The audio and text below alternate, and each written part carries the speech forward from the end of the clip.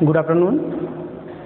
Urmila Devi PG college से मैं रजनीश पांडे एक बार फिर से क्लास बीए सेकेंड ईयर के इकोनॉमिक्स सब्जेक्ट के फर्स्ट पेपर के नए टॉपिक के साथ उपस्थित हूँ। पिछली क्लास में हम लोगों ने मुद्रा के अर्थ एवं परिभाषाओं को भली भांति अध्ययन किया। आज हम लोग मुद्रा के कार्य और उसके वर्गीकरण का अध्ययन करेंगे। तो आज का जो हमारा टॉपिक है मुद्रा के कार्य तथा वर्गीकरण, functions and classification of money, मुद्रा के कार्य और वर्गीकरण। तो आइए सबसे पहले हम मुद्रा के कार्य के बारे में अध्ययन करेंगे। तो फर्स्ट हम लोग पढ़ेंगे मुद्रा के कार्य। मुद्रा के कार्य जिसे इंग्लिश में फंक्शंस ऑफ मनी।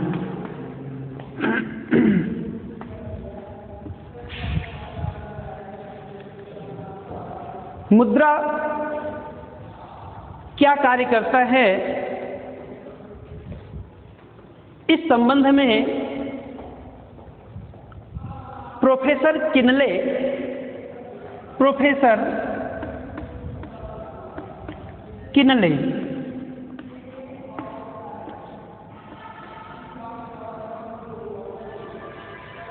किनले ने मुद्रा के कार्यों को 3 वर्गों में डिवाइड किया, या कह लीजिए मुद्रा के 3 कार्य होते हैं, ऐसा प्रोफेसर किनले का कहना था। प्रोफेसर किनले के अनुसार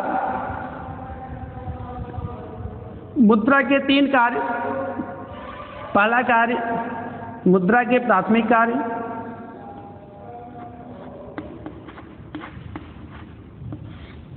मुद्रा के प्राथमिक कार्य, मुद्रा के गौण कार्य,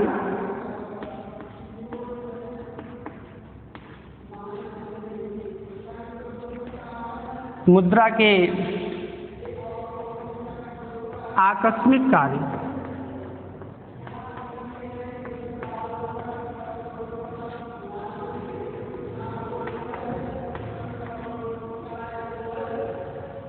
प्राथमिक कार्य जिसको इंग्लिश में हम प्राइमरी फंक्शन बोलते हैं,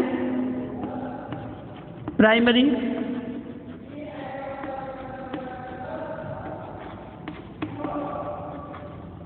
फंक्शन। सेकेंडरी कार्य जिसको हम गौण कार्य, जिसको हम सेकेंडरी फंक्शन बोलते हैं, सेकेंडरी फंक्शन।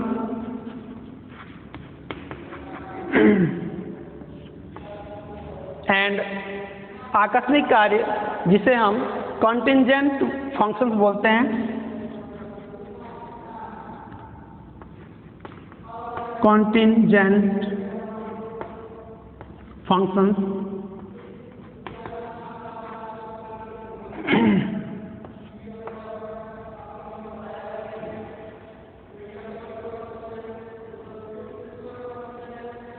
तो प्रोफेसर किनले के अनुसार 3 प्रकार के कार्य होते हैं मुद्रा के, प्राथमिक कार्य, गौण कार्य, आकस्मिक कार्य। इसमें हम एक कार्य और जोड़ दे रहे हैं जिसको हम बोल सकते हैं अन्य कार्य, अन्य कार्य, अदर फंक्शंस, अदर फंक्शंस।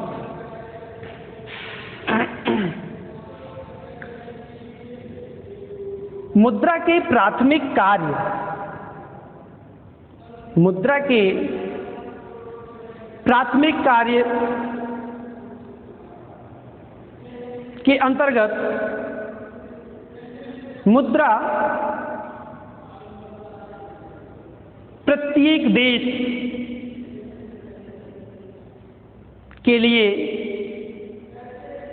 प्रत्येक स्थितियों में एक समान महत्वपूर्ण कार्य करता रहा है। इसे हम मुद्रा का मुख्य कार्य भी कर सकते हैं, मूल कार्य भी कर सकते हैं, ओरिजिनल फंक्शंस भी बोल सकते हैं। मुद्रा के प्राथमिक कार्य के अंतर्गत मुद्रा के दो कार्य सम्मिलित होते हैं। प्राथमिक कार्य के अंतर्गत दो प्रकार के कार्य मुद्रा के होते हैं। पहला होता है विनिमय का माध्यम,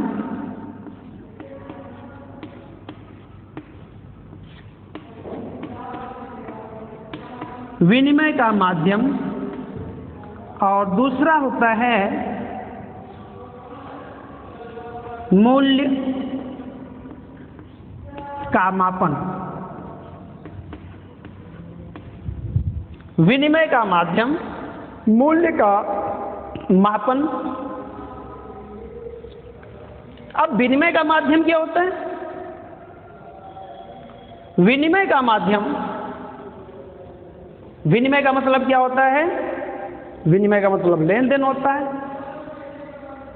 वस्तुओं का लेन देन करना, वस्तुओं का क्रय विक्रय करना। यदि किसी वस्तु का हम लेन देन कर रहे हैं तो शुरू में क्या था? जब मुद्रा का आविष्कार नहीं हुआ था तो वस्तुओं का ही प्रयोग हम मुद्रा के रूप में करते थे, यानी वस्तुओं का जो लेन देन करते थे वो वस्तुओं से ही करते थे, क्योंकि उस समय वस्तु विनिमय प्रणाली थी। लेकिन जब मुद्रा का आविष्कार हुआ तो जो विनिमय का माध्यम हो गया वो क्या बन गया? मुद्रा बन गया। यानी मुद्रा जो है विनिमय के माध्यम के रूप में कार्य करना शुरू कर दिया। विनिमय के माध्यम के रूप में कार्य करते हुए मुद्रा को सभी लोग क्या करते थे? स्वीकार करते थे, क्योंकि इसमें सर्वग्राह्यता का गुण पाया जाता है। मुद्रा को सभी लोग आसानी से स्वीकार कर लेते हैं। इसलिए किसी भी वस्तु की यदि हमको आवश्यकता है, मान लीजिए हमको पेन चाहिए,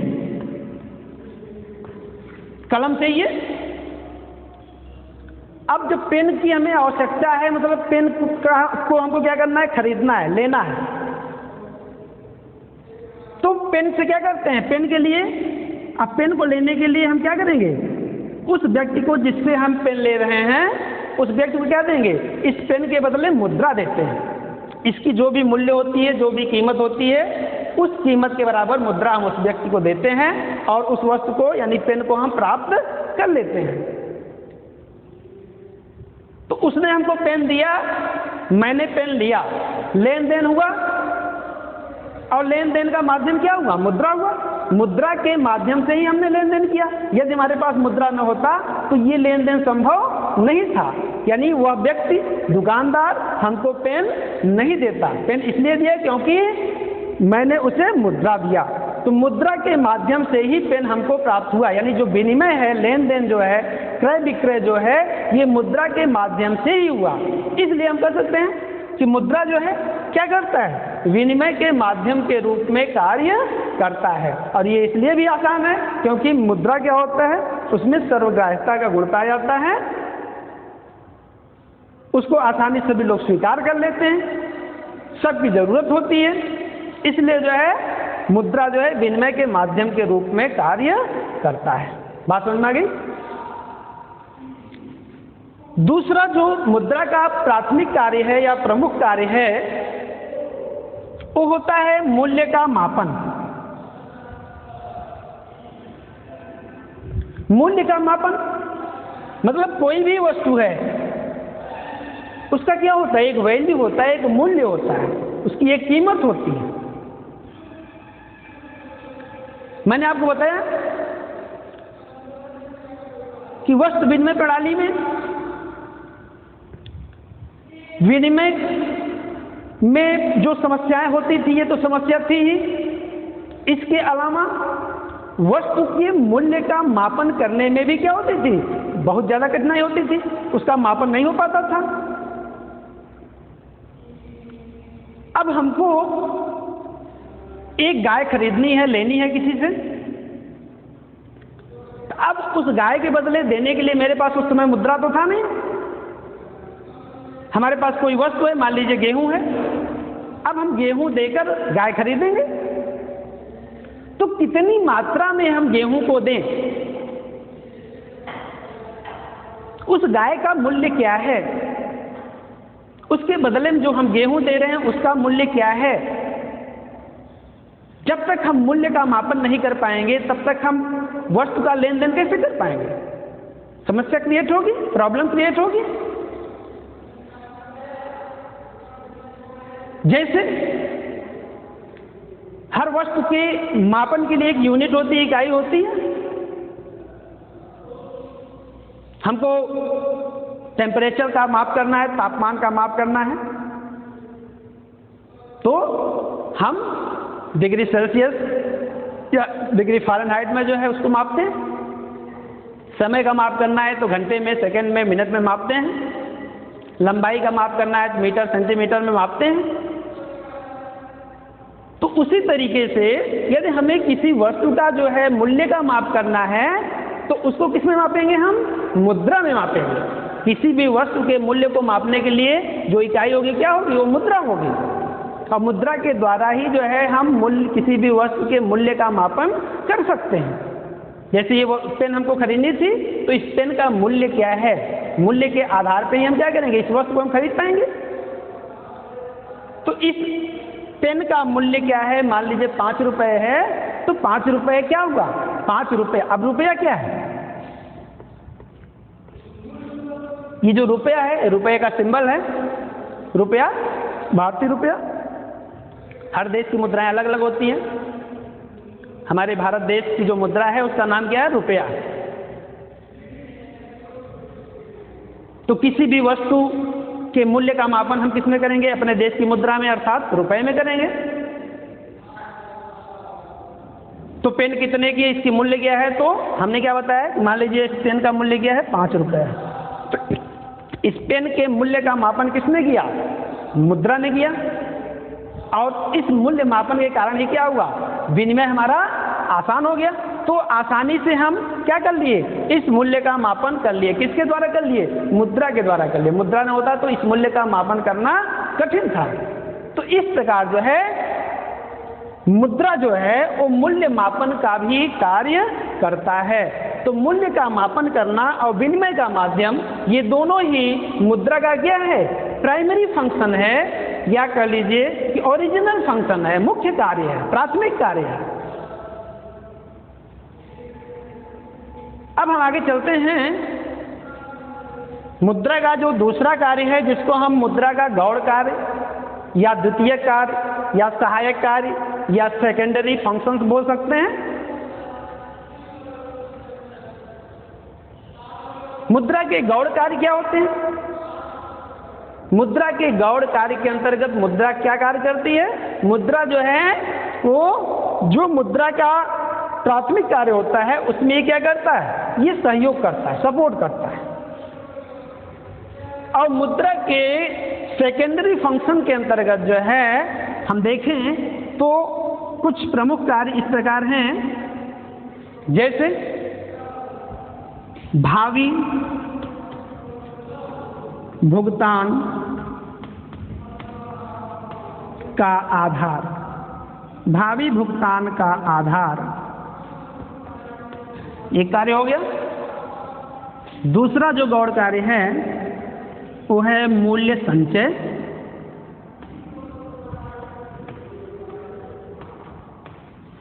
और नेक्स्ट जो सेकेंडरी फंक्शन है आपका वो है मूल्य का हस्तांतरण। मूल्य का हस्तांतरण।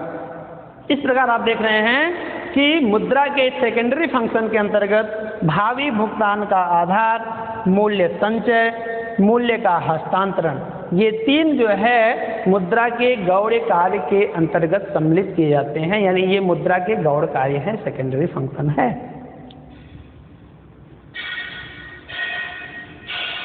मुद्रा का जो पहला सेकेंडरी फंक्शन है जिसे हम भावी भुगतान का आधार कहते हैं,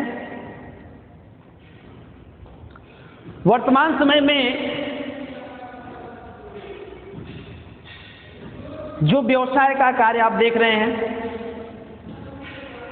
चाहे छोटा व्यवसाय हो चाहे बड़ा व्यवसाय हो, उसमें जो पेमेंट किया जाता है, भुगतान किया जाता है, वो तत्काल नहीं हो पाता। यदि हम कोई व्यवसाय कर रहे हैं तो जो भी हम मटेरियल लेते हैं, जो भी वस्तु हम लेते हैं, उसकी जो कीमत है, उसका जो पेमेंट है, वो हम तत्काल उसको नहीं कर पाते हैं। तो उसके लिए हम कुछ समय लगता है हमको देने में उसके पेमेंट को, 1 दिन, 2 दिन, 4 दिन, हफ्ते, महीने, 4 महीने, 6 महीने। तो कहने का मतलब क्या है कि तत्काल हम भुगतान नहीं कर पाते। मान लीजिए कि मेरा जो है एक दुकान है, स्टेशनरी का दुकान है। अब इसमें हम जो भी मटेरियल ले रहे हैं,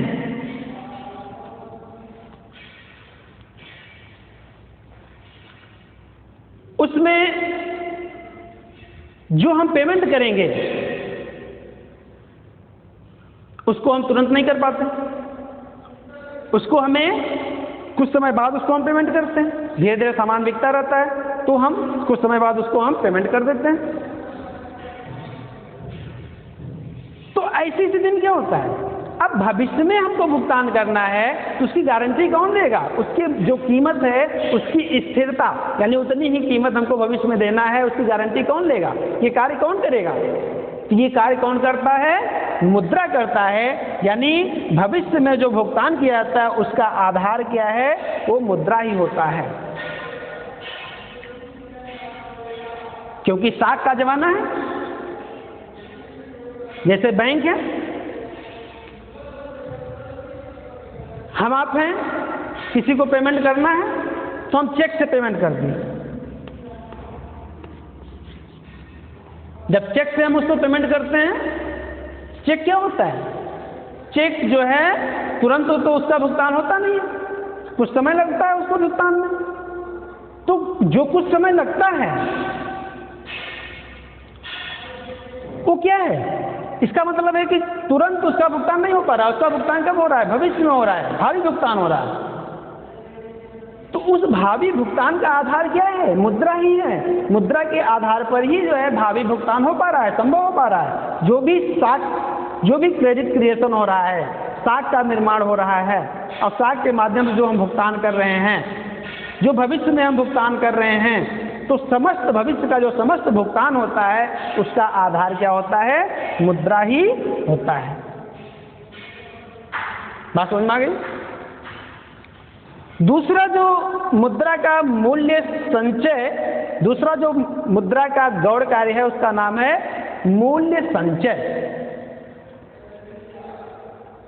अब मूल्य संचय क्या होता है? मुद्रा ही एक ऐसी वस्तु है जिसमें मूल्य संचय का गुण पाया जाता है। मुद्रा एक ऐसी वस्तु है जो मूल्य संचय के रूप में कार्य करती है, यानी इसमें मूल्य संचय का गुण पाया जाता है, क्योंकि इसके मूल्य में स्थिरता होती है। इसका जो मूल्य होता है उसमें क्या होता है? स्टेबिलिटी होती है। इसके मूल्य में उतार चढ़ाव बहुत ही स्लो होता है, स्टेबिलिटी होती है। इसलिए जो है मुद्रा में क्या होता है? मूल्य संचय का गुण पाया जाता है। अब जैसे फॉर एग्जाम्पल, अब आपके पास मान लीजिए सब्जी है। अब जो सब्जी का मूल्य है, आप सब्जी का व्यवसाय करते हैं, सब्जी आपके खेत में है।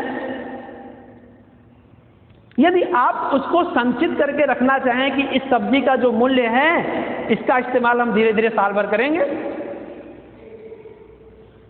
तो इस सब्जी को हम घर पे रख लेते हैं, तो एक दिन बाद, दो दिन बाद, तीसरे दिन क्या हो जाता है, सब्जी एकदम से खराब हो जाता है, नष्ट हो जाता है। मतलब उसका वैल्यू, जो मूल्य है, वो क्या होता है, दिन प्रतिदिन घटता जाता है और धीरे धीरे नष्ट हो जाता है, समाप्त हो जाता है, खत्म हो जाता है। अर्थात उसमें मूल्य संचय का गुण नहीं है। यदि उसी सब्जी को हम मुद्रा के रूप में जो है कन्वर्ट कर लें और उस मुद्रा को रख लें, तो उस मुद्रा में क्या है, मूल्य संचय का गुण है। मान लीजिए 100 रुपए की सब्जी है। अब ये जो 100 रुपए की सब्जी है, अब आपने जब 100 रुपए मुद्रा का प्रयोग किया, आपने सब्जी को लेकर मुद्रा के रूप में उसको कन्वर्ट कर लिया। अब ये 100 रुपए का जो नोट है, आपने जो इसको 100 रुपए का नोट आपने रख लिया, तब आप इसको 1 हफ्ते बाद, 1 महीने बाद, 2 महीने बाद, 6 महीने बाद, साल बाद, 2 साल, 5 साल, 10 साल बाद, जब भी आप इसको जो है चलन में लाते हैं, तो ये 100 रुपए के बराबर का मूल्य आपको देती है।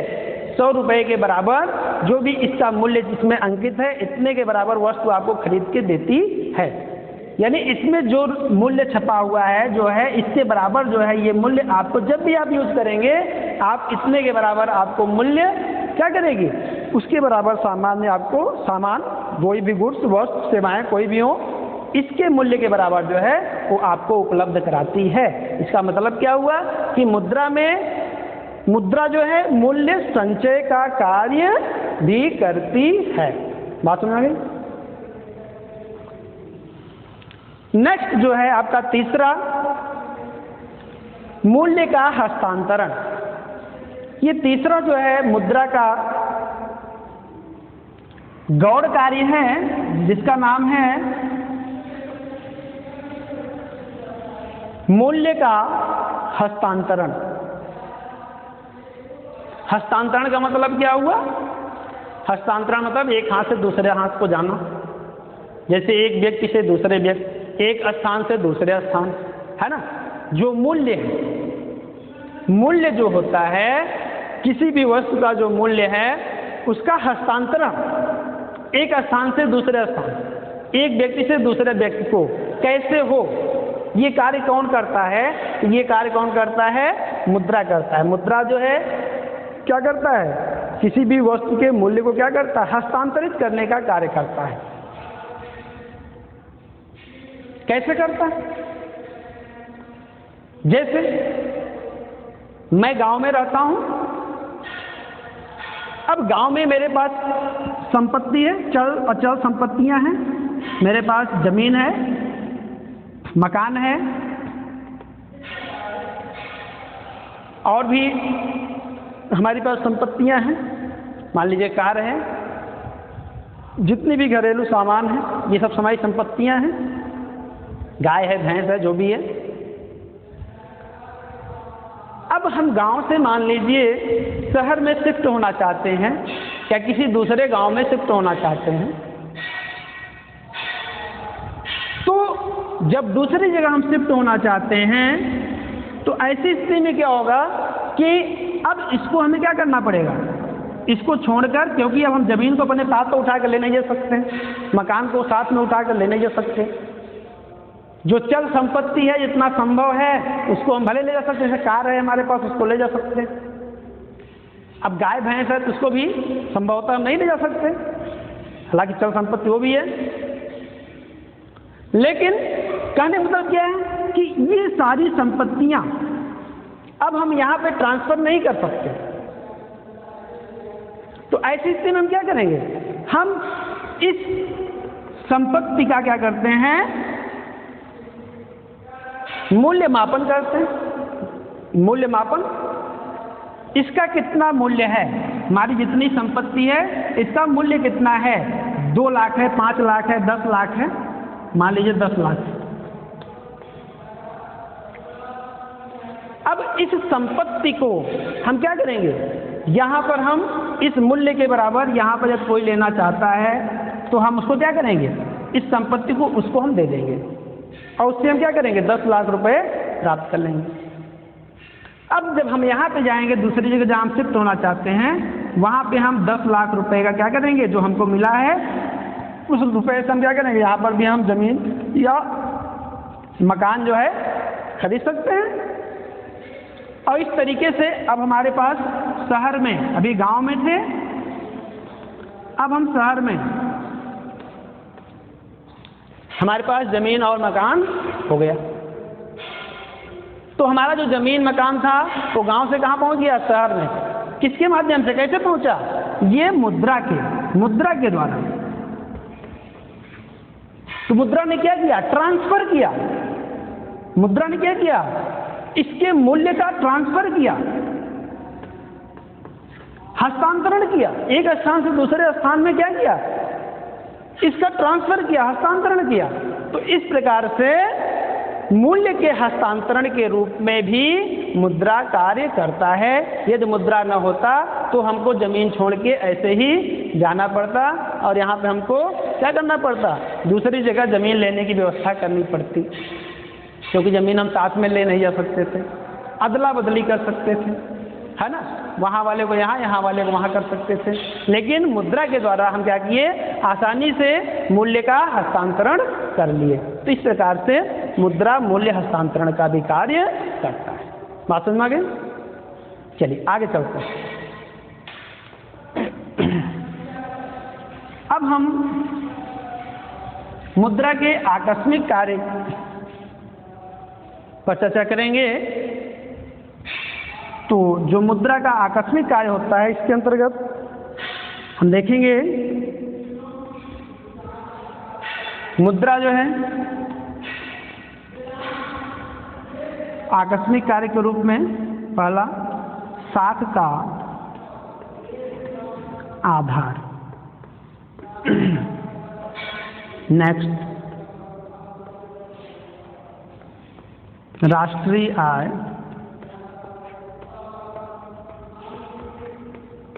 का वितरण, नेक्स्ट संपत्ति की तरलता में वृद्धि। ये जो है कुछ मुद्रा के आकस्मिक कार्य हैं, जिसमें पहला कार्य आप देख रहे हैं साख का आधार।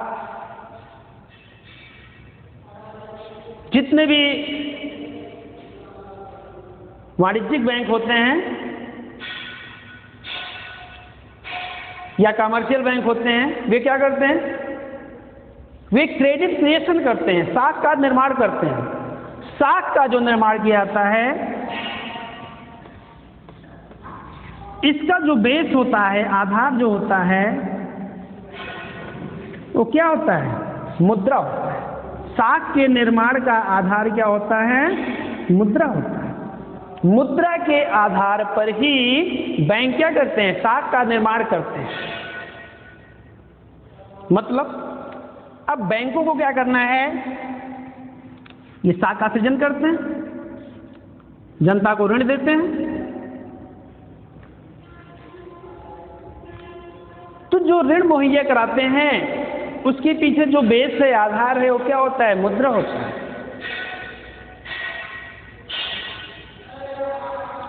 साख मुद्रा के रूप में, जैसे मैंने आपको बताया, चेक है, ड्राफ्ट है, डीडी, चेक, डीडी, ऋण पत्र,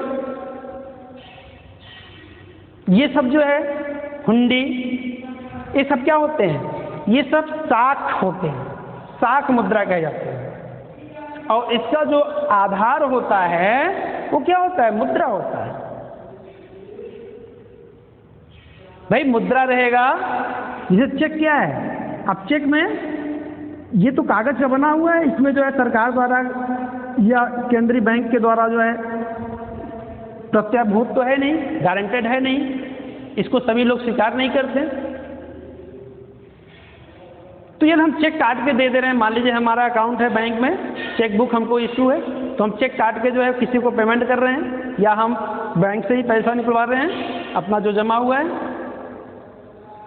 तो हम किसी को पेमेंट भी मान लीजिए कर रहे हैं, तो किस आधार पे कर रहे हैं? क्योंकि मुद्रा जो रुपया है वो हमने बैंक में जमा करके रखा है, या डीडी बना के जो है बैंक हमको दे रही है किसी को पेमेंट करने के लिए, डिमांड ड्राफ्ट। तो जो नगदी है, नगद मुद्रा है, वो बैंक में हमने जमा कर दिया है या हमारे अकाउंट में जमा हुआ है। उस आधार पर क्या करता है, हमारे अकाउंट में पैसे नहीं रहेंगे तो डीडी नहीं बन पाएगी। हमारे अकाउंट में बैलेंस नहीं है तो हम चेक नहीं काट सकते। तो चेक इसीलिए काट पा रहे हैं, डीडी इसीलिए बनवा पा रहे हैं क्योंकि हमारे बैंक में मुद्रा है। तो मुद्रा को आधार मानकर ही हम क्या कर रहे हैं, क्रेडिट क्रिएशन कर रहे हैं। बैंक क्रेडिट क्रिएशन कर रहा है, साख का निर्माण कर रहा है। तो जो साख का आधार होता है वो क्या होता है, मुद्रा ही होता है, क्योंकि मुद्रा का आकस्मिक कार्य होता है। बात समझ आ गई? आगे चलते हैं। राष्ट्रीय आय का वितरण वर्तमान समय में आप देखें तो जितने भी उत्पादन कार्य हो रहे हैं, तो उत्पादन के जो भी कार्य है वो उत्पादन के विभिन्न साधनों द्वारा जो है मिलकर कार्य किए जाते हैं, उत्पादन कार्य किए जाते हैं।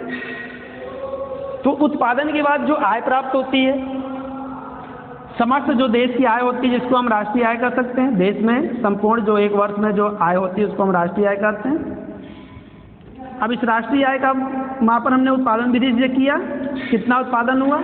तो उत्पादन के आधार पर हम क्या करेंगे, अब विभिन्न वस्तुएं होती हैं, बहुत सारी वस्तुएं होती हैं जिसका उत्पादन किया जाता है। तो राष्ट्रीय आय का मापन कैसे करें, तो उसको हम क्या करते हैं, जितना भी हमने उत्पादन किया है उसको हम क्या करते हैं, उसको हम रुपए में, मुद्रा में कन्वर्ट कर लेते हैं। सभी उत्पादन को हम क्या करते हैं, मुद्रा में कन्वर्ट करके ऐड कर देते हैं, जोड़ लेते हैं, फिर बताते हैं इतना जो है रुपया हमारी राष्ट्रीय आय है। तो बोलने में भी समझने में भी आसानी है। क्यों?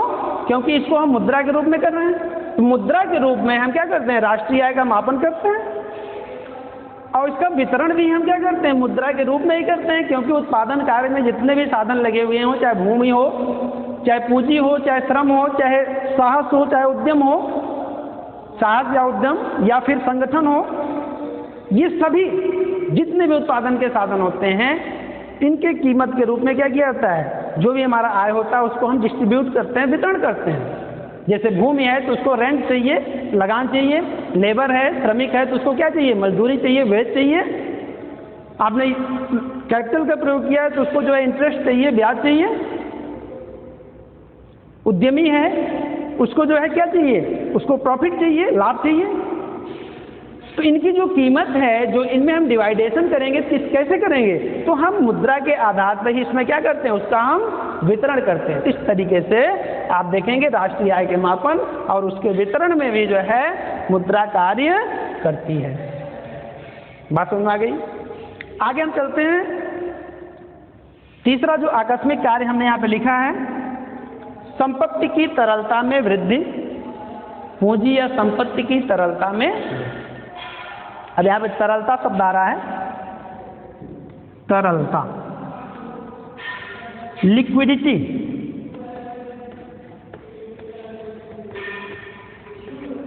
लिक्विडिटी। तरल शब्द से आप लोग परिचित होंगे। लिक्विड क्या होता है, पदार्थ की तीन अवस्थाएं, सॉलिड, लिक्विड, गैस, ठोस, द्रव और गैस। द्रव, तरल, लिक्विड। जैसे पानी है, तेल है, ये सब क्या है, तरल पदार्थ होते हैं। पानी तरल क्यों है, क्योंकि क्या होता है, पानी का कोई रूप नहीं होता, उसका आकार निश्चित नहीं होता। तो ऐसी स्थिति में क्या होता है कि आप जिस पात्र में डालते हैं वैसा वो बन जाता है। पानी आप गिराते हैं क्या होता है, फैल जाता है। तरल है मतलब उसमें क्या होता है, फैलता है, बहुत तेजी के साथ फैल जाता है। मुद्रा में तरलता का गुण पाया जाता है, लिक्विडिटी। सबसे अधिक लिक्विडिटी किसमें होती है, मुद्रा में होती है, क्योंकि उसमें लिक्विडिटी का गुण पाया जाता है। मुद्रा में भी क्या होता है, फ्लो होता है, प्रवाह होता है, फैलाव होता है। किस तरीके से होता है, क्योंकि मुद्रा को आप देखिए कि एक हाथ से दूसरे हाथ, दूसरे हाथ से तीसरे हाथ, तीसरे हाथ से चौथे हाथ में भागता रहता है। इसी को हम मुद्रा का चलन वेग भी कहते हैं। तो जो मुद्रा का चलन वेग है, एक स्थान से दूसरे स्थान, एक हाथ से दूसरे हाथ में क्या होता है, तेजी के साथ चलता रहता है, दौड़ता रहता है। अभी जो रुपया मैंने किस सब्जी वाले को दिया, अब वो पता नहीं, आप देखेंगे कुछ समय बाद वो कितने हाथों तक पहुंच जाता है। ऐसा क्यों हो रहा है, क्योंकि उसमें लिक्विडिटी है, तरलता है, उसको लोग आसानी से स्वीकार कर लेते हैं, कोई मना नहीं करता है। आप कोई भी लेन देन करते हैं, आप रुपए देंगे तो लोग आसानी से स्वीकार कर लेंगे उसको। इसलिए क्यों, क्योंकि उसमें तरलता बहुत ज्यादा होती है। अब मान लीजिए हम किसान है, गरीब है, हमारे पास रुपए कम है, तो कोई भी सामान लेने जाते हैं तो घर से अपना गेहूं या चावल लेके जाते हैं कि ये सामान दे दीजिए, गेहूं ले लीजिए। भले ही उतने मूल्य का गेहूं हम उसको देने के लिए तैयार हों, लेकिन हो सकता है कुछ लोग ले लें, लेकिन सभी लोग उसको स्वीकार नहीं करेंगे, क्योंकि उसमें मुद्रा जैसा तरलता का गुण नहीं पाया जाता। तो जितनी भी संपत्तियां हैं, पूंजी है, मशीन है,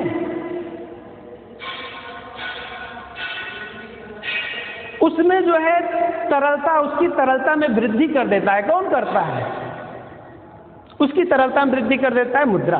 अभी हमने आपको बताया था, यहां पे हस्तांतरण की बात कही थी कि मुद्रा, हमारा मकान था, मकान जो है क्या था, उसमें तरलता का गुण नहीं था, लेकिन उसको जब हमने मुद्रा के रूप में कन्वर्ट कर दिया तो क्या हो गया कि वो मुद्रा के मूल्य के रूप में जैसे हमने उसको मापन किया, कितने का ये मकान है, उसमें क्या आ गया, तरलता आ गई। अब वो कोई भी ले सकता है।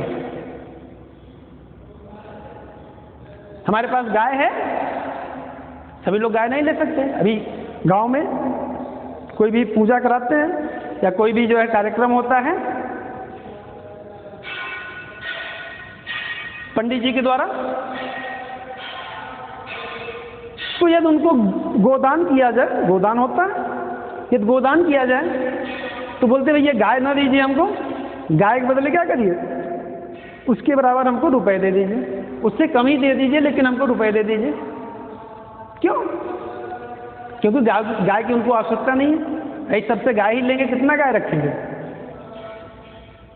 क्योंकि गाय में लिक्विडिटी नहीं है, तरलता नहीं है, जबकि मुद्रा में क्या है, तरलता है। लेकिन उसी गाय को जैसे ही हमने मुद्रा के रूप में कन्वर्ट किया तो उसमें क्या हो गया, लिक्विडिटी आ गई, तरलता आ गई। तो इस तरीके से संपत्ति या पूंजी की तरलता में वृद्धि करता है, कौन करता है, मुद्रा करता है। ये मुद्रा का जो है आकस्मिक कार्य थे। अब हम आगे चलते हैं, लास्ट जो है मुद्रा के अन्य कार्य।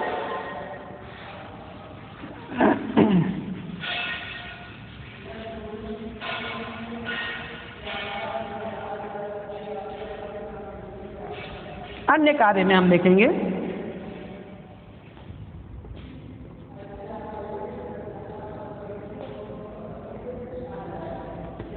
शोधन, शोधन क्षमता,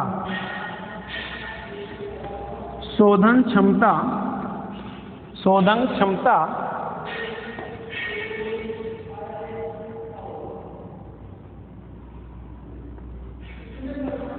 का सूचक।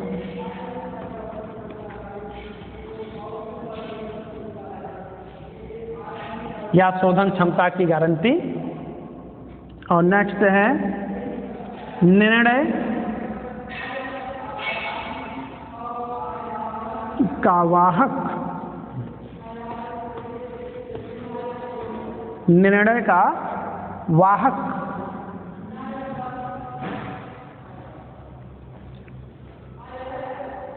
शोधन क्षमता का सूचक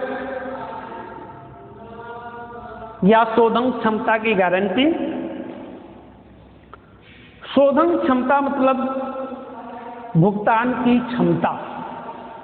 शोधन क्षमता मतलब भुगतान की क्षमता।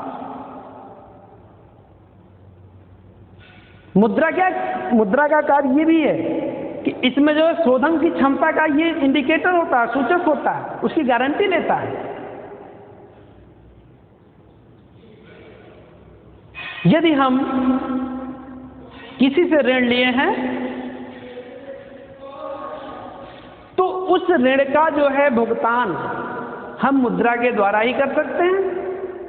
तो यदि हमारे पास मुद्रा है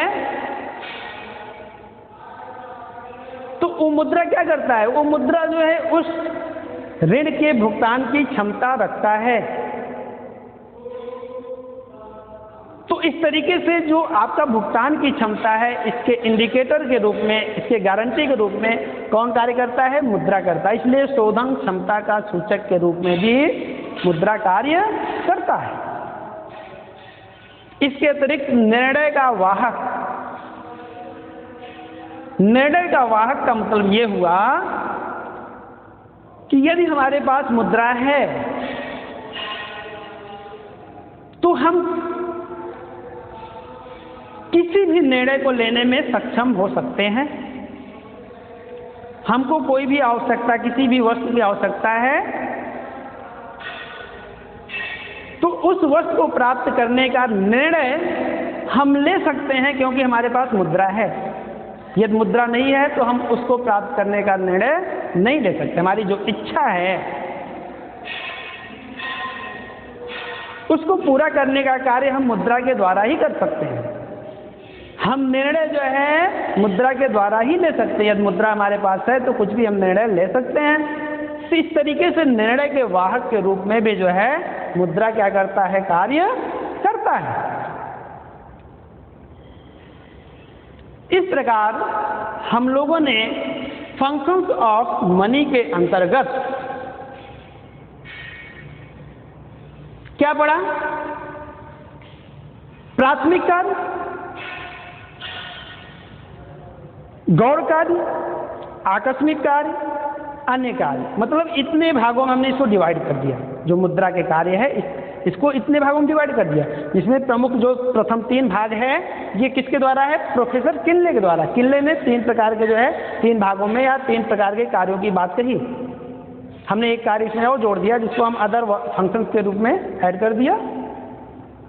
तो इस तरीके से आप देखें प्राइमरी कार्य के अंतर्गत मुद्रा प्राथमिक कार्य के अंतर्गत 2 तरह का कार्य करती है। विनिमय के माध्यम का कार्य करती है और मूल्य के मापन का कार्य करती है। सेकेंडरी या गौण कार्य के अंतर्गत मुद्रा जो है 3 तरह का जो है कार्य करती है। भावी भुगतान का आधार के रूप में कार्य करती है, मूल्य संचय के रूप में कार्य करती है और मूल्य हस्तांतरण के रूप में कार्य करती है। इसी तरीके से आकस्मिक कार्य। आकस्मिक कार्य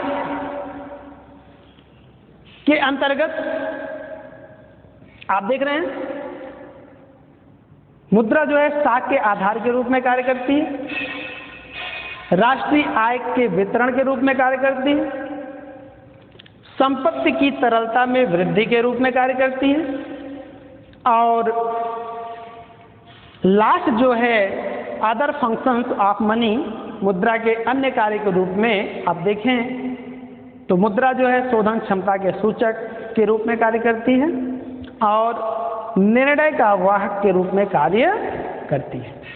ये जो है मुद्रा के कार्यों के बारे में हमने चर्चा किया। अब हम लोग जो है पढ़ेंगे कि मुद्रा का वर्गीकरण क्या है। अब हम लोग मुद्रा के वर्गीकरण के बारे में अध्ययन करेंगे कि मुद्रा का वर्गीकरण क्या है। ठीक है, ठीक है। तो अब हम लोग चर्चा करेंगे मुद्रा के वर्गीकरण। मुद्रा के वर्गीकरण या इसको हम प्रकार भी बोल सकते हैं, मुद्रा के प्रकार या मुद्रा के वर्गीकरण। क्लासिफिकेशंस और टाइप्स ऑफ मनी। यदि हम मुद्रा के वर्गीकरण की बात करें तो मुद्रा को जो है मुख्य रूप से हम 5 वर्गों में डिवाइड कर सकते हैं।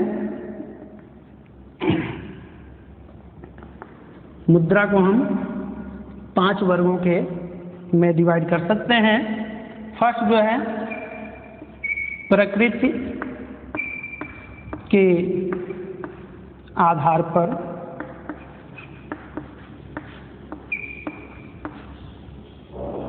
सेकंड वैधानिक मान्यता, वैधानिक मान्यता के आधार पर, नेक्स्ट पदार्थ के आधार पर,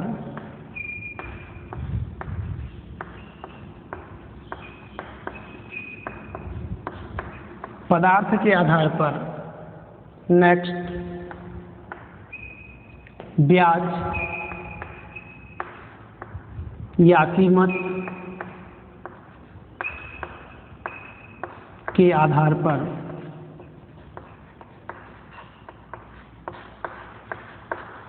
एंड नेक्स्ट आपका है विदेशी विनिमय के आधार पर।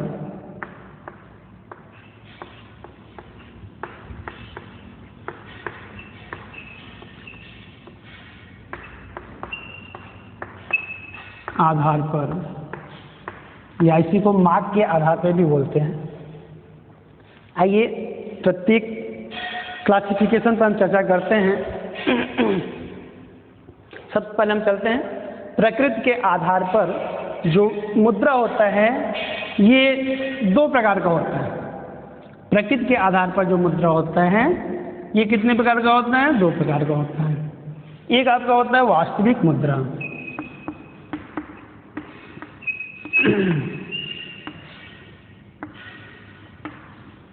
जिसको रियल मनी बोलते हैं, और दूसरा होता है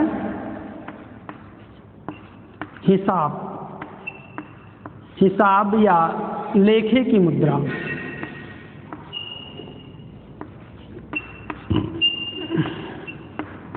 हिसाब या लेखे की मुद्रा, मनी ऑफ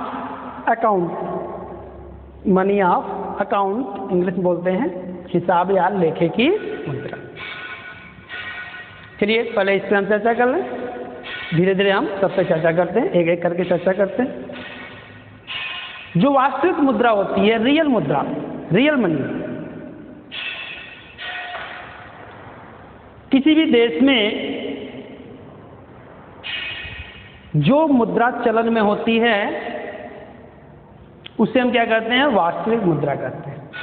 यानी देश में समस्त जो लेन देन हम करते हैं, जिस मुद्रा में हम करते हैं, उसको हम क्या कहते हैं? उसको हम वास्तविक मुद्रा कहते हैं। जैसे भारत में जो रुपया है वो क्या है? वो वास्तविक मुद्रा है, एक्चुअल मनी है, रियल मनी है, क्योंकि इसी में हमारे देश में जो लेन देन होता है रुपए में ही होता है। तो जो भी लेन देन हो, किसी भी देश में जो लेन देन होता है वस्तुओं या सेवाओं का, जिस मुद्रा में, उस मुद्रा क्या कहते हैं? हम वास्तविक मुद्रा कहते हैं। बात समझ आ गई होगी आपको। तो ये वास्तविक मुद्रा होता है। जैसे हमारे देश में जो रुपया है वो क्या है? वास्तविक मुद्रा है। हिसाब या लेखे की मुद्रा क्या होता है? किसी भी देश में जो हिसाब होता है, गवर्नमेंट का जो हिसाब होता है, उसके क्रेडिट डेबिट का जो हिसाब होता है, तो यदि किसी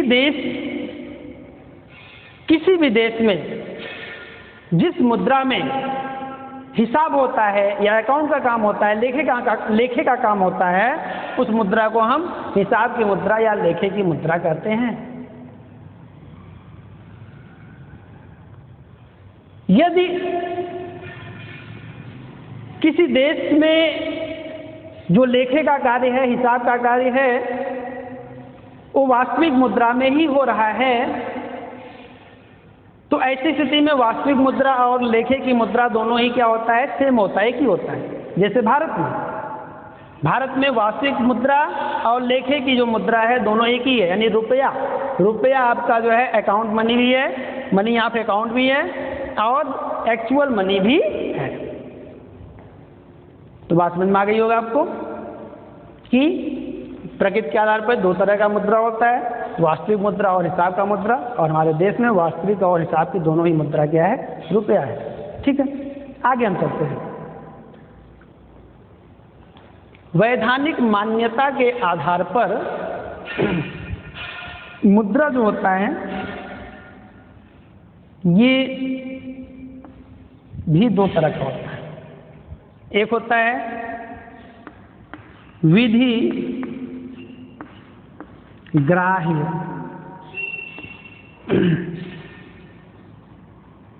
मुद्रा, और दूसरा क्या होता है, ऐच्छिक मुद्रा। ऐच्छिक या इसी को हम शाख मुद्रा भी कह सकते हैं, ऐच्छिक या शाख मुद्रा। तो वैधानिक मान्यता के आधार पर मुद्रा दो प्रकार का होता है, विधि ग्राह्य मुद्रा, legal tender money, and second optional और क्रेडिट मनी, ऐच्छिक या शाख मुद्रा। अब फर्स्ट हम देखते हैं कि लीगल टेंडर मनी क्या होता है, विधि ग्राह्य मुद्रा क्या होता है।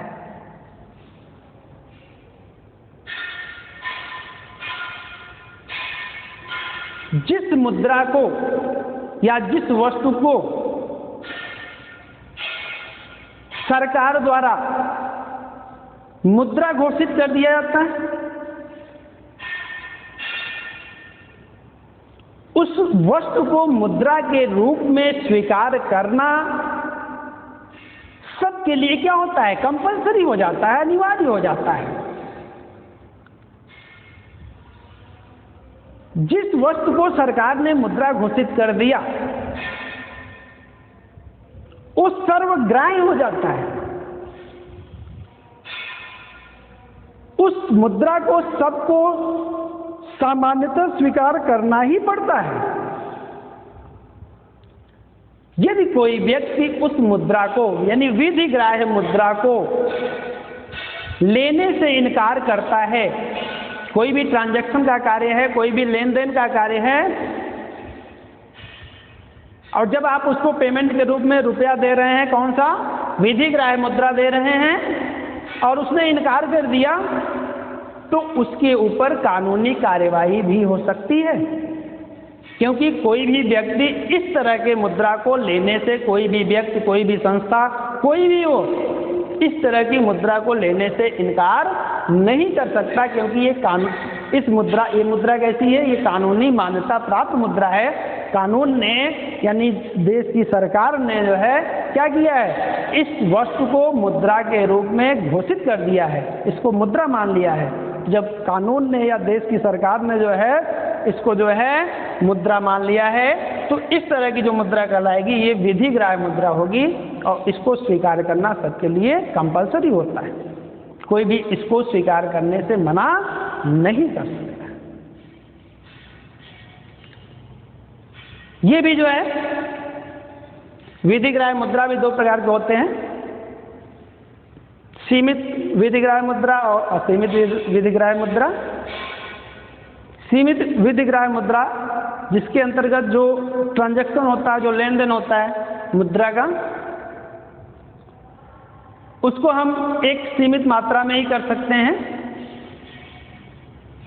जैसे आपके जो छोटे सिक्के चलते थे, 5 पैसे, 10 पैसे, 20 पैसे, 25 पैसे, ये सिक्के जो थे, इनका जो ट्रांजैक्शन था, भुगतान था, एक सीमित मात्रा में हुआ करता था। हालांकि वर्तमान समय में चलन में नहीं है। तो जिस मुद्रा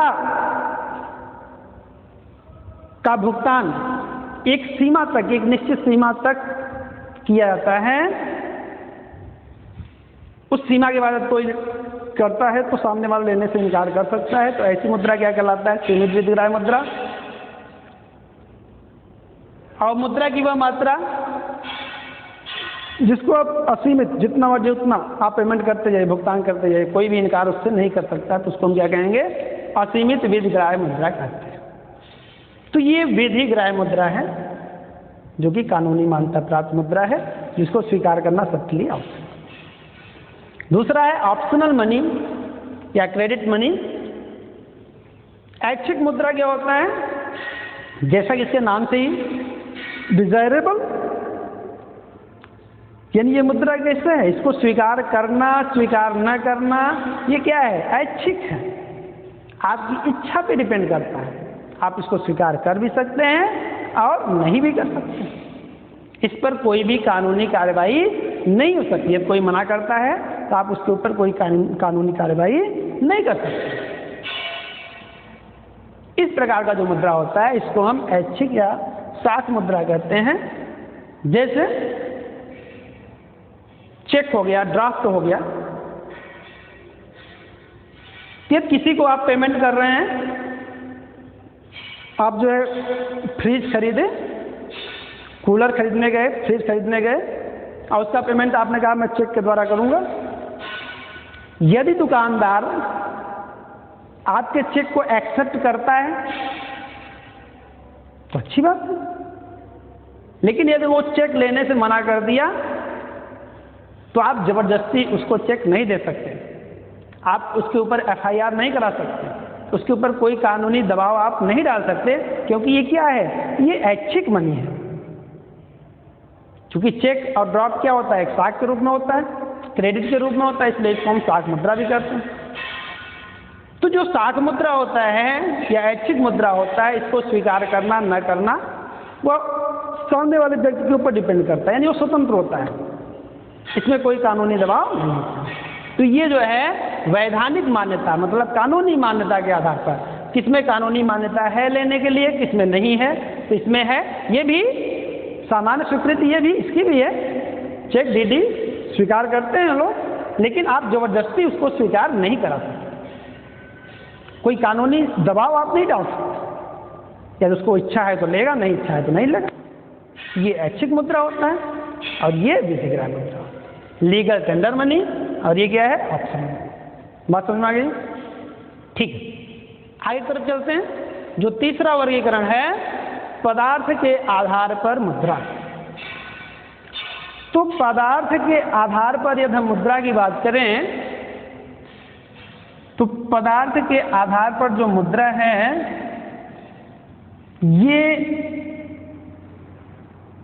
3 प्रकार का होता है। पदार्थ के आधार पर जो मुद्रा होता है ये 3 प्रकार का होता है। एक होता है वस्तु मुद्रा,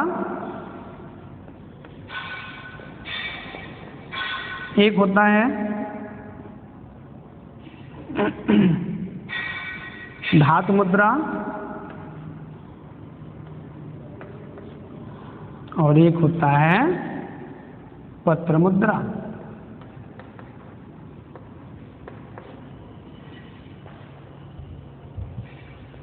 commodity money, metallic money and paper money. वस्तु मुद्रा, धातु मुद्रा और पत्र मुद्रा, ये पदार्थ के आधार पर मुद्रा को 3 भागों में बांटा गया है, या मुद्रा के 3 प्रकार होते हैं: commodity money, metallic money and paper money. आइए एक एक पे चर्चा करते हैं हम। वस्तु मुद्रा या कमोडिटी मनी, वस्तु विनिमय प्रणाली की तरफ चलिए आप। बार बार हम चर्चा कर रहे हैं वस्तु विनिमय प्रणाली की।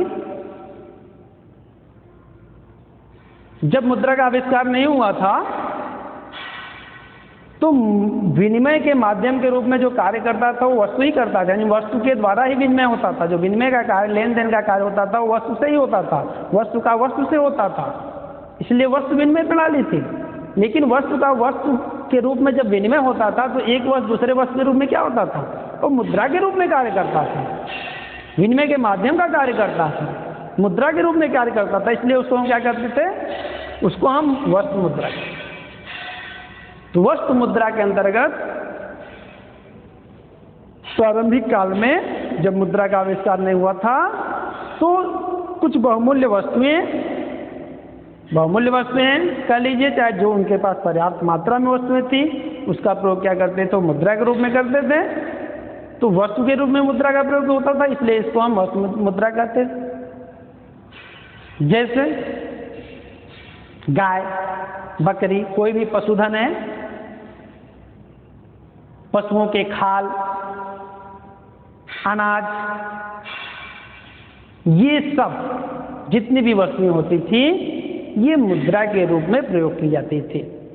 इसलिए इसको क्या कहता था, वस्तु मुद्रा कहा जाता था। तो आप देख रहे थे कि वस्तु मुद्रा या वस्तु विनिमय प्रणाली के अंतर्गत क्या था, बहुत सारे उसमें दोष थे, बहुत सारी उसमें कठिनाइयां थी। उस दोष को दूर करने, कठिनाइयों को दूर करने के लिए जब मनुष्य ने जो है धातुओं की खोज की तब क्या हुआ, धीरे धीरे धातु मुद्रा का आविष्कार किया गया। फिर मेटेलिक मनी, धातु मुद्रा का आविष्कार किया गया, जिसमें विभिन्न प्रकार के धातुओं, सोना, चांदी, तांबा, पीतल, तमाम तरह के जो धातु होते थे, कीमती धातु, बहुमूल्य धातु, उनका जो है क्या किया गया, उनको जो है मुद्रा के रूप में प्रयोग किया जाने लगा। उनका जो है क्वाइन, सिक्का बनाया जाने लगा और उसको जो है मुद्रा के रूप में प्रयोग किया जाने लगा। अब धातु मुद्रा से क्या हुआ कि हमारा विनिमय आसान हो गया। अब हम किसी वस्तु को जो है उसके मूल्य को मापने के लिए हम क्या करते थे, धातु मुद्रा का प्रयोग करते थे और उस धातु मुद्रा से हम क्या करते थे, वस्तुओं का लेन देन आसानी से कर सकते थे। जो हम वस्तु को खरीदने के लिए वस्तु लेके जाते थे, अब वस्तु को खरीदने के लिए हमको क्या ले जाना पड़ता था, जो हमारी धातु मुद्रा थी उसको हम लेकर जाते थे और उस वस्तु को लेकर चले आते थे। ठीक है। जो धातु मुद्रा है ये किसी भी धातु की बनी हुई मुद्रा होती है और ये भी यदि हम बात करें तो इसके भी 3 प्रकार होते हैं, जिसमें आपका पहला है प्रामाणिक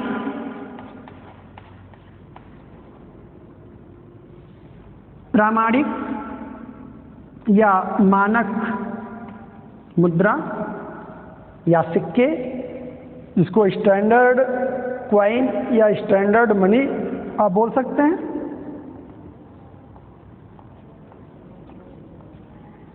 नेक्स्ट है सांकेतिक या प्रतीक मुद्रा या सिक्के, और थर्ड है गौड़ या सहायक मुद्रा या सिक्के। तो धातु मुद्रा के भी 3 प्रकार, स्टैंडर्ड मनी जिसको हम प्रामाणिक या मानक मुद्रा या प्रामाणिक सिक्के कह सकते हैं, दूसरा जो है आपका टोकन मनी या टोकन क्वाइन, सांकेतिक या प्रतीक मुद्रा या सिक्के, और थर्ड है आपका सहायक या गौड़ मुद्रा या सिक्के। अब जो प्रामाणिक मुद्रा होता था, अब इसमें अंतर क्या है समझ लीजिए, कहते किसे हैं, प्रामाणिक जो मुद्रा हुआ करता था, क्योंकि ये धातु मुद्रा है। अब धातु मुद्रा में क्या था, अब धातु मुद्रा में जो है क्वाइन, सिक्के बनाए जाते थे, धातुओं के सिक्के बनाए जाते थे। तो जिस धातु का सिक्का बना है, सोना हो, चांदी हो या कोई अन्य धातु का जिसका भी सिक्का बना हुआ है, उस धातु का एक मूल्य होगा और एक मूल्य इसमें छपा हुआ होगा। एक अंकित मूल्य होगा और एक उसका वास्तविक मूल्य कर लीजिए या धातु का मूल्य कर लीजिए। धातु का मूल्य और अंकित मूल्य, धातु का अंकित मूल्य यानी सिक्के का अंकित मूल्य 2 हो गए। एक उसमें जो छपा हुआ है और एक जो उसकी वास्तविक कीमत है, उसका वास्तविक मूल्य है, उसके वजन के आधार पर, उसके क्वालिटी के आधार पर। तो जो प्रामाणिक मुद्रा होता है, स्टैंडर्ड मनी होता है, यहाँ पर जो धातु का जो मूल्य होता है वो अंकित मूल्य के क्या होता है, बराबर होता है। जो धातु का वजन होता है, धातु की जो क्वालिटी होती है, जो धातु का वैल्यू होता है, जितना मूल्य धातु का होता है उतना ही उस पर अंकित भी रहता है, इसलिए दोनों क्या होता है, बराबर होता है। ऐसी स्थिति में क्या होता है, ये बहुत ही विश्वसनीय होता है, लोगों में सर्वग्राह्य होता है, क्योंकि जितना इसमें छपा हुआ है उतने का वो सिक्का है भी, मुद्रा है भी, क्वाइन है भी, इसलिए इसको लेने में किसी को कोई असुविधा नहीं। इसमें असीमित जो है सर्वग्राह्यता होती थी, सब लोग आसानी से इसको स्वीकार कर लेते थे, कोई समस्या नहीं होती थी, क्योंकि इसमें जो है कथनी करनी में अंतर नहीं था। मतलब जो उसका मूल्य था धातु का वही उसमें छपा हुआ था, कोई डुप्लीकेट पर नहीं था, है ना। जो बातें यहाँ पे छपी थी उतने का उसमें मूल्य भी हुआ करता था। तो इस तरह का जो मुद्रा होता था उसको हम क्या कहते हैं, इस तरह की मुद्रा को हम क्या कहेंगे, प्रामाणिक या स्टैंडर्ड मनी बोलेंगे। सांकेतिक मुद्रा किसे कहते हैं, सांकेतिक या टोकन मनी। इसमें क्या होता है, इसमें जो आपका धातु का बना जो मुद्रा होता है या सिक्का होता है, इसमें जो प्रिंटेड होता है, जो अंकित मूल्य होता है, वो क्या होता है, ये इसके वास्तविक मूल्य से अधिक होता है। इसका मतलब इसका वास्तविक मूल्य क्या होता है, इसके अंकित मूल्य से कम होता है। इस धातु में, इस क्वाइन को बनाने में जिस धातु का प्रयोग किया गया है, जितने वजन, जितने क्वालिटी का, क्वालिटी एंड क्वांटिटी जितना इसमें लगा हुआ है, जितने वैल्यू का, जितने मूल्य का, उस मूल्य से अधिक इसमें प्रिंट होता है टोकन मनी में। मान लीजिए कि इसमें जो वैल्यू है, इस धातु, जो धातु बना हुआ है, मान लीजिए 1 रुपया हो गया, इस 1 रुपये को बनाने में जो धातु लगी है वो कितने की लगी है, मान लीजिए 50 पैसे की लगी है, 25 पैसे की लगी है, 30 पैसे की लगी है या 70 पैसे की लगी है। मतलब जितने की लगी हुई है धातु उससे अधिक यहाँ पे छपा हुआ है। तो जो धातु का जो वास्तविक मूल्य होता है वो क्या होता है, अंकित मूल्य से कम होता है। मतलब अंकित मूल्य क्या होता है यहाँ पे, उससे अधिक होता है, इसलिए इसको हम क्या कहते हैं, प्रतीक मुद्रा या सांकेतिक मुद्रा कहते हैं। और जो हमारा रुपया है वो किस तरह का, हमारा जो मुद्रा रुपया है वो कैसा मुद्रा है, टोकन मनी, सांकेतिक मुद्रा है, प्रतीक मुद्रा है, क्योंकि उसका वैल्यू और एक्चुअल दोनों में क्या होता है, अंतर होता है। यानी वैल्यू क्या होता, सॉरी, जो प्रिंटेड होता है और जो एक्चुअल वैल्यू होता है दोनों में अंतर होता है। जो प्रिंटेड वैल्यू होता है वो आपका एक्चुअल वैल्यू से क्या होता है, बहुत ही ज़्यादा होता है, इसलिए हमारा जो रुपया होता है वो कैसा मनी है, टोकन मनी। और तीसरा जो होता है ये सहायक मुद्रा होता है। ये जो आपका टोकन मनी होता है इसके सहायक के रूप में इस मूल्य, इस जो है मुद्रा का जो है प्रयोग किया जाता है। जो छोटे सिक्के होते हैं, जैसे मैंने आपको बताया 5 पैसे, 10 पैसे, 20 पैसे, 25 पैसे के जो सिक्के होते हैं, जिसको बनाने में जो है क्या होता है, कम खर्च लगता है। और ये जो है, ये प्रतीक जो आपका टोकन मनी होता है इसके सहायक के रूप में कार्य करते हैं, इसलिए जो है इसको हम क्या कहते हैं, सहायक मुद्रा कहते हैं। ठीक है, इसका भी वैल्यू क्या होता है, जो प्रिंटेड होता है ये धातु से क्या होता है, अधिक होता है। यानी यहाँ भी धातु मूल्य क्या होता है, कम होता है, और अंकित मूल्य क्या होता है, ज़्यादा होता है। ठीक है, और ये जो है इसके सहायक के रूप में कार्य करता है। तो ये जो है धातु मुद्रा के प्रकार हो गए, प्रामाणिक मुद्रा, सांकेतिक मुद्रा और सहायक मुद्रा। बात समझ में आ गई इतनी? चलिए आगे की तरफ चलते हैं। पत्र मुद्रा, पेपर मनी। वस्तु मुद्रा के बाद धातु मुद्रा आया, लेकिन समय परिवर्तन के साथ क्या हुआ कि जैसे समय बीतता गया वैसे क्या हुआ कि धातु मुद्रा में भी इसके प्रयोग से भी क्या हुआ, लोगों को असुविधा शुरू हो गई, क्योंकि समय परिवर्तन हुआ, तुम्हारा व्यवसाय बढ़ा, कारोबार बढ़ा, लेन देन अधिक हो गया। तो जब अधिक लेन देन हो गया तो ऐसी स्थिति में सिक्कों को जो है, सिक्कों के द्वारा, क्वाइन के द्वारा, धातु मुद्रा के द्वारा जो है लेन देन करना क्या हो गया, ये असुविधाजनक हो गया, क्योंकि धातु मुद्रा में तमाम कठिनाइयाँ आने लगी। क्योंकि अब इसको ले जाने के लिए ये वजन अधिक होता है, स्थान अधिक घेरता है ना। अब हमको मान लीजिए ज़्यादा अब सब्जी लेने जाना है ना, तो आधे थैले जो है लेके जाइए सिक्के, तब जाके ले जाइए सब्जी या कोई भी सामान ले आना है घरेलू, तो उसको ले जाने में क्या होता था, असुविधा होता था। तो तमाम असुविधाओं को ध्यान में रखते हुए धीरे धीरे क्या हुआ, पत्र मुद्रा का आविष्कार हुआ। वर्तमान समय में पत्र मुद्रा का प्रचलन है। यही धातु मुद्रा जो है वो पत्र मुद्रा के रूप में क्या हो गया, सब्स्टिट्यूट हो गया, इसका जो है स्थानापन्न हो गया, ये यहाँ से यहाँ पहुँच गया। यानी धातु मुद्रा ही किस में कन्वर्ट हो गया, पत्र मुद्रा में हो गया। हालांकि आज भी धातु मुद्रा का चलन है, लेकिन अधिकांशतः जो चलन होता है वो किसमें है, वो पेपर मनी के रूप में होता है, पत्र मुद्रा के रूप में होता है। अब पत्र मुद्रा क्या है, पेपर मनी से आप सभी लोग परिचित हैं। ये कागज का बना हुआ मुद्रा होता है, एक प्रकार का ये प्रतिज्ञा पत्र होता है, जिसमें ये लिखा होता है सरकार या केंद्रीय बैंक जो नोट का निर्गमन करता है उसके द्वारा गारंटेड होता है। क्या गारंटेड होता है कि मैं धारक को जितना भी मूल्य का नोट रहता है इतना रुपया देने का वचन देता हूँ। आप सभी नोट में देखिए प्रॉमिस्ड रहता है ना, ये वचन दिया जाता है, गारंटेड होता है, केंद्रीय सरकार द्वारा प्रत्याभूत, भारत सरकार द्वारा प्रत्याभूत। तो गारंटेड होता है, सरकार के द्वारा गारंटेड होता है कि इतने मूल्य के बराबर जो है हम आपको इतने मूल्य देने का क्या करते हैं, आपसे प्रॉमिस करते हैं, वचन देते हैं। क्योंकि अब ये जो कागज का नोट है, पत्र मुद्रा है,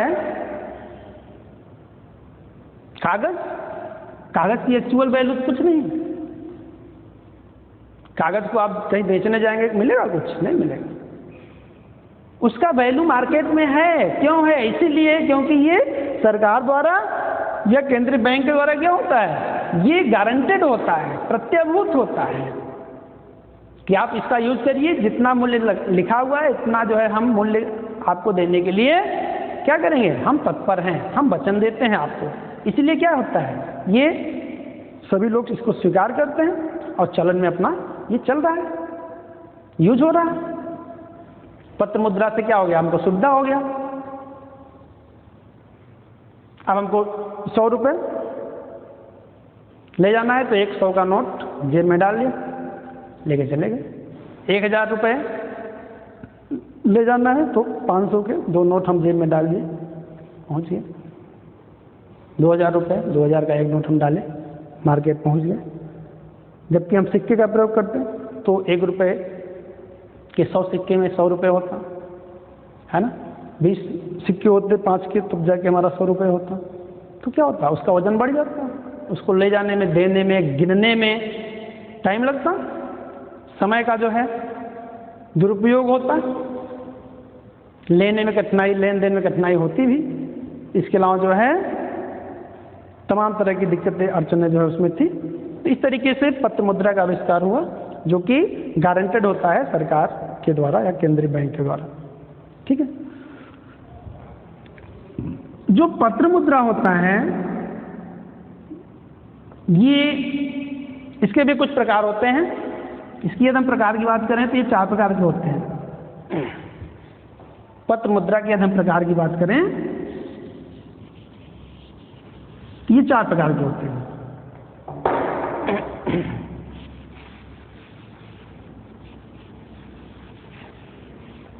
फर्स्ट, प्रतिनिधि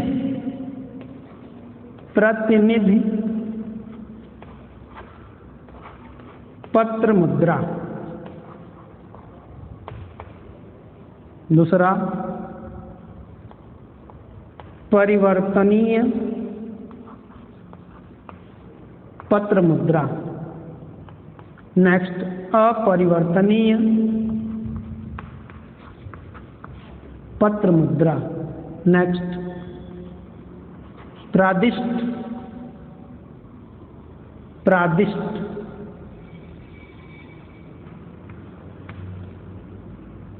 पत्र मुद्रा, प्रतिनिधि पत्र मुद्रा, रिप्रेजेंटेटिव पेपर मनी, प्रतिनिधि पत्र मुद्रा। अब प्रतिनिधि पत्र मुद्रा क्या होता है? चूंकि जो पत्र मुद्रा होता है, मैंने आपको बताया कि इसका कोई जो है एक्चुअल वैल्यू नहीं होती है, केवल गारंटेड होता है, इसलिए उसकी वैल्यू होती है। प्रतिनिधि पत्र मुद्रा के अंतर्गत गवर्नमेंट या नोट निर्गमन अधिकारी या केंद्रीय बैंक क्या करता है? यहां पर कुछ बहुमूल्य धातुओं को रखता है, अपने पास रिजर्व रखता है। सोना चांदी, बहुमूल्य धातुओं को क्या करता है? सोने चांदी के रूप में इसको क्या करता है? ये अपने पास रिजर्व रखता है, स्टॉक रखता है। और जितने मूल्य का ये स्टॉक अपने पास रखता है, रिजर्व रखता है, उसी के बराबर ही उतने ही मूल्य का क्या करता है? वो नोट का निर्गमन करता है। जितने मूल्य का वह बहुमूल्य धातुओं, सोने चांदी, इन धातुओं को अपने पास रिजर्व के रूप में रखता है, उतने मूल्य के बराबर ही वो नोट का निर्गमन करता है। इस प्रकार की जो मुद्रा होती है, इसको हम प्रतिनिधि मुद्रा कहते हैं। प्रतिनिधि मतलब आप समझ ही गए होंगे कि यदि हमको कहीं नहीं जाना है, कहीं फंक्शन हम नहीं पहुंच पा रहे हैं, हम विधायक हैं, मंत्री हैं, नहीं पहुंच पा रहे हैं, तो हम अपने किसी खास व्यक्ति को क्या करते हैं? वहां पे भेज देते हैं। तो अपना प्रतिनिधि के रूप में भेजते हैं, मतलब भाई मेरी जगह ये आए हैं, इक्वल मेरे स्थान पर कौन गया है? ये गए हैं, तो प्रतिनिधि के रूप में भेजते हैं। ऐसे ही अब चलन में चूंकि धातुओं का चलन बंद हो गया है, सोना चांदी इन सब जो है, जो सिक्के हैं, इनको हम बंद कर दिए हैं। अब धातु का चलन नहीं हो रहा है, तो धातुओं को हमने क्या कर दिया? जो बहुमूल्य धातुएं हैं, सोना है, चांदी है, इसको हमने क्या किया? रिजर्व रखा, इसको एक स्थान पर रख दिया, क्योंकि इसी का तो एक्चुअल वैल्यू है। कागज का क्या वैल्यू है? एक्चुअल वैल्यू तो इसी का है, धातुओं का ही है। अब चूंकि इसको हम चलन में नहीं रखना चाहते, क्योंकि तमाम असुविधाएं होती हैं, तो इसलिए हमने क्या किया? इसको रिजर्व कर लिया। अब जितने मूल्य के बराबर हमारे पास जो है धातुएं हैं, उतने मूल्य के बराबर ही हमने क्या किया?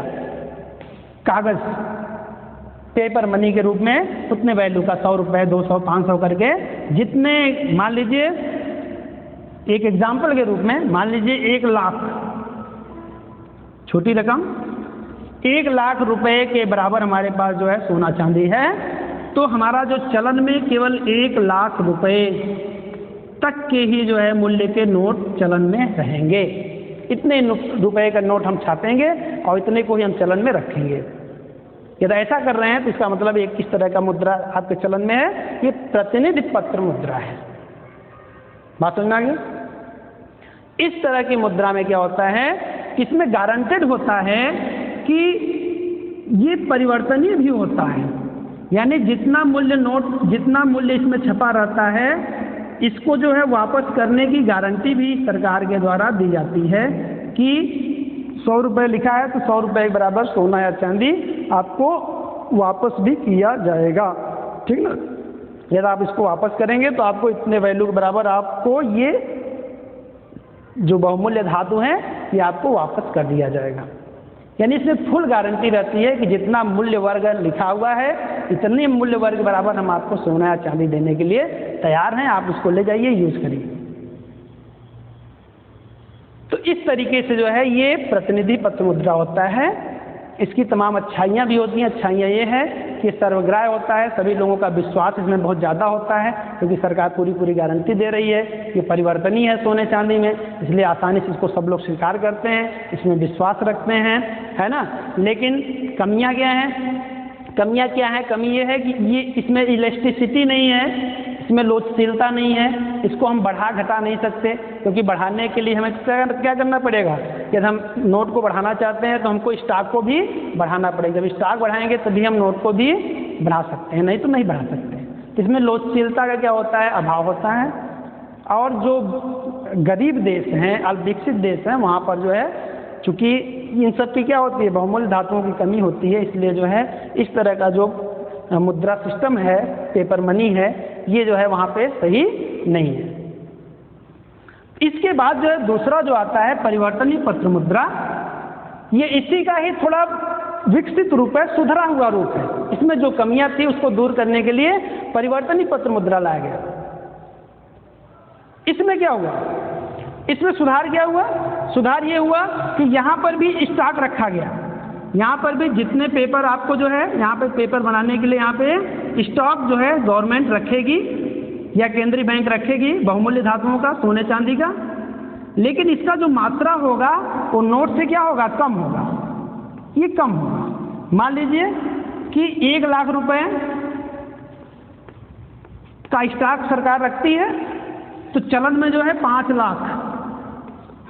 लाख रुपए के मूल्य के बराबर नोट का जो है क्या करती है? वो सृजन करती है, चलन में उसको लागू करती है। तो यहाँ पर स्टॉक कम है, लेकिन उससे अधिक जो है मात्रा में नोट का निर्गमन किया जा रहा है। इसका मतलब इसमें इलास्टिसिटी ज़्यादा है, इसको हम आवश्यकता अनुसार कम ज़्यादा कर सकते हैं। यहाँ पर जितना मूल्य यहाँ पर है उसके बराबर ही नोट नहीं छप रहा है, इससे अधिक छप रहा है। इसका मतलब है कि रिजर्व कम है और जो यहाँ पे वैल्यू है इसका नोट का वो अधिक है। अब इसमें लाभ क्या है? लाभ ये है कि इसमें भी ये भी परिवर्तनशील होता है, इसका नाम ही है परिवर्तनीय या परिवर्तनशील पत्र मुद्रा। यानी यहाँ पे क्या होता है? यहाँ पर भी आपको सरकार गारंटी देती है कि जितना मूल्य यहाँ पे छपा हुआ है इतने मूल्य के बराबर हम आपको क्या करेंगे? सोना या चांदी जो भी हमारे पास बहुमूल्य धातु यहाँ पे रिजर्व में है, हम आपको उसको देंगे, वापस करेंगे। यहाँ पर भी सरकार क्या करती है? गारंटी लेती है। तो गारंटी लेने से क्या है कि लोगों का विश्वास बना हुआ है, लेकिन आवश्यकता के अनुसार जो है इसकी मात्रा हम सरकार ने क्या कर दिया? बढ़ा दिया, इसलिए इसमें इलास्टिसिटी है। लेकिन इसके हिसाब से इसमें विश्वास थोड़ा सा इसमें विश्वास कम है। बाकी चूंकि सरकार गारंटी लेती है इसलिए लोगों में इसमें भी विश्वास रहता है, और ये जो है इससे बेटर होता है, इसका सुधरा हुआ रूप होता है। तो समझ में आ गया होगा परिवर्तनीय पत्र मुद्रा क्या होता है। तीसरा क्या होता है? अपरिवर्तनीय पत्र मुद्रा, जहाँ पे क्या होता है कि सरकार बिना अपने पास रिजर्व रखे हुए, बहुमूल्य धातुओं का बिना रिजर्व रखे हुए केवल नोट को जो है क्या करती है? जारी करती है, केवल नोट जारी करती है, और उसके बदले जो है सोना या चांदी कुछ भी देने के लिए गारंटेड नहीं होती है। उसमें ये गारंटी नहीं रहता कि हम आपको इतने मूल्य के बराबर जो है सोना या चांदी देंगे। इस तरह का जो पत्र मुद्रा होता है उसको हम अपरिवर्तनीय, नाम ही है इसका अपरिवर्तनीय, मतलब इसको हम परिवर्तित नहीं कर सकते, हम इसको वापस नहीं कर सकते। इसको आप देंगे तो हम इसके बराबर सोना या चांदी नहीं देंगे, क्योंकि इसमें जो है सरकार अपने पास कोई भी स्टॉक नहीं है। ये होता तो बहुत अच्छा है, लेकिन इसकी तमाम कमियां हैं कि इसमें लोगों का क्या होता है? विश्वास बहुत कम होता है ना। इसमें इन्फ्लेशन बढ़ने की जो है ज़्यादा चांसेस रहते हैं, मुद्रास्फीति, आगे हम आपको पढ़ाएंगे मुद्रास्फीति के बारे में। तो ये तमाम इसमें कमियां होती हैं। और चौथा जो होता है जिसको हम प्रादिष्ट मुद्रा कहते हैं, प्रादिष्ट मुद्रा भी क्या होता है? ये भी एक अपरिवर्तनीय मुद्रा की ही तरह होता है, लेकिन ये जो है क्या होता है? प्रादिष्ट मुद्रा का प्रयोग सरकार कब करती है? ये विषम परिस्थितियों में करती है, संकटकालीन समय में करती है। संकटकालीन समय में, युद्ध के समय में, विषम परिस्थितियों में, कोई संकट देश पे आ गया, वित्त की कमी हो गई, तो ऐसी स्थिति में सरकार क्या करती है?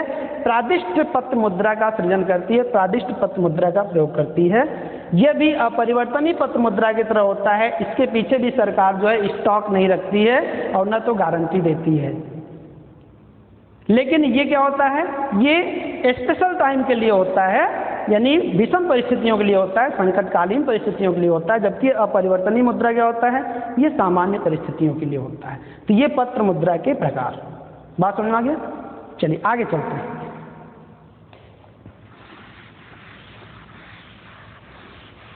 बस 2 और बचते हैं, जल्दी से हम लोग खत्म करते हैं इसको। ब्याज या कीमत के आधार पर मुद्रा। ब्याज या कीमत के आधार पर मुद्रा की हम बात करते हैं तो यहां पर जो मुद्रा होती है 2 तरह की होती है। एक होता है सस्ती मुद्रा और एक होती है महंगी मुद्रा।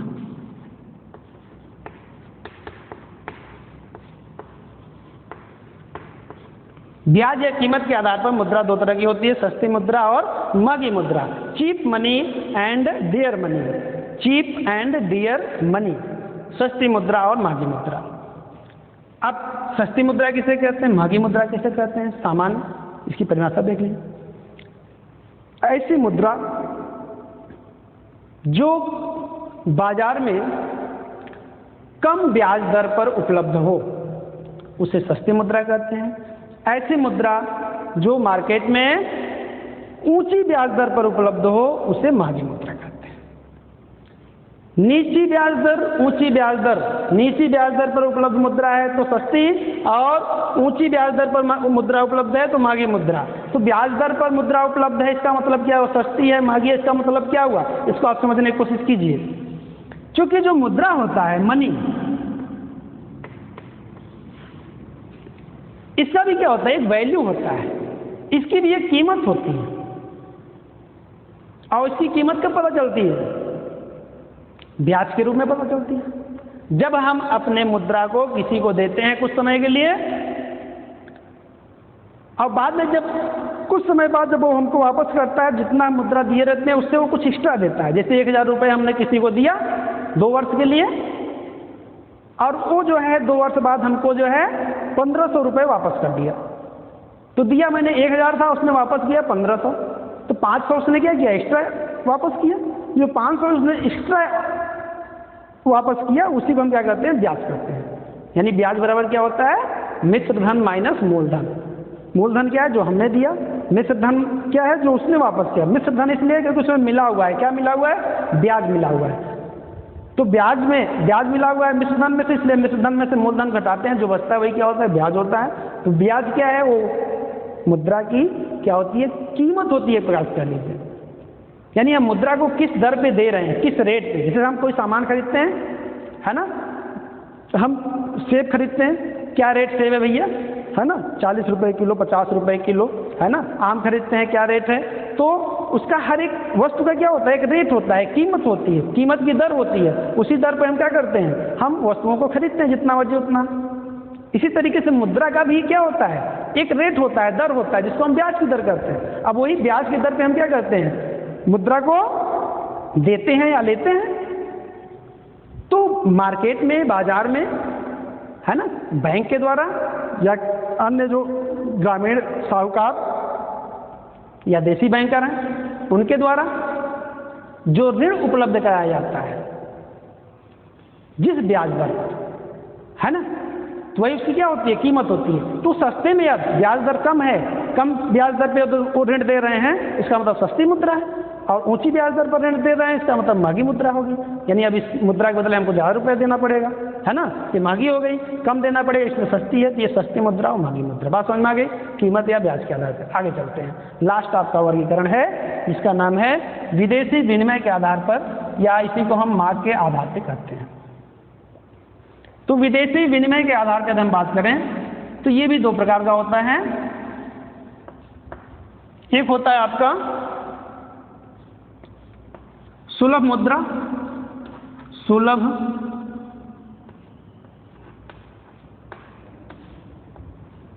मुद्रा, और एक होता है दुर्लभ मुद्रा।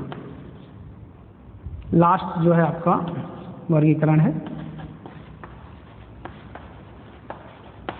सुलभ मुद्रा, दुर्लभ मुद्रा। सॉफ्ट मनी या soft currency and hard currency, सुलभ मुद्रा और दुर्लभ मुद्रा। अंतर्राष्ट्रीय बाजार में जिस देश की मुद्रा की मांग उसकी पूर्ति से कम होती है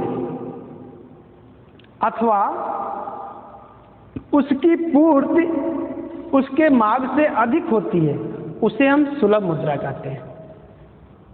अंतर्राष्ट्रीय बाजार में किसी देश की मुद्रा की मांग कम है, पूर्ति अधिक है। जब मांग कम है, पूर्ति अधिक है, तो क्या होगा? वो आसानी से मिल जाएगा, उस देश की मुद्रा आसानी से मिल जाएगी। तो ऐसी मुद्रा क्या कहलाएगी? सुलभ मुद्रा। दुर्लभ मुद्रा, अंतर्राष्ट्रीय बाजार में किसी देश की